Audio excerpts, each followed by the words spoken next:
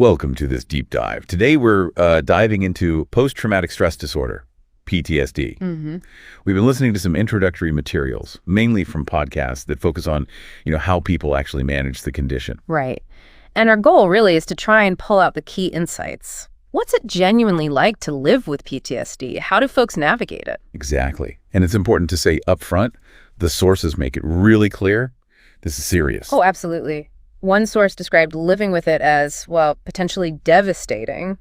Yeah. That really sets the tone, doesn't it? It really does. So the big questions these podcasters are tackling are, how do people cope day to day? And what's the actual impact on just existing? Yeah. Yeah. And one of the first things that jumps out is this idea of a constant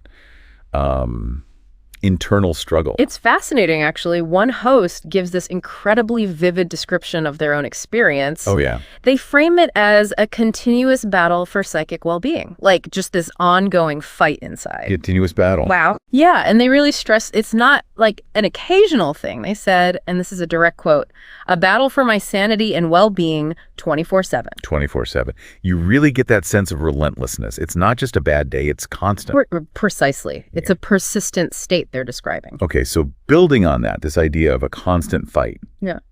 The sources also bring up sensory overload quite a bit.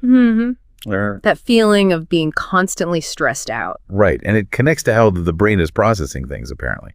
Well, yeah, think about how we normally filter out noise, lights, just stuff happening around us. Okay. What these sources suggest is that with PTSD, that filter is sort of dialed way down or maybe broken. So the brain's just letting everything in. It seems like it becomes oversensitive to pretty much all impressions, all stimuli. Everything feels heightened. God, that sounds exhausting. Like the volume is turned up on the world all the time. Exactly. Imagine every little sound, every movement feeling amplified, maybe even threatening. It gives you a real sense of how overwhelming everyday environments could become. Definitely. But, it's not all just about describing how hard it is. Ah, okay. These introductions, they also put a really strong emphasis on, doing something about it. On management. Yeah, exactly. Yeah. The focus shifts from just defining PTSD to actively addressing it, managing it. So finding ways to cope with that stress, that overload. Precisely. It's about finding practical strategies. This idea of taking action, of management, seems really central to these initial discussions,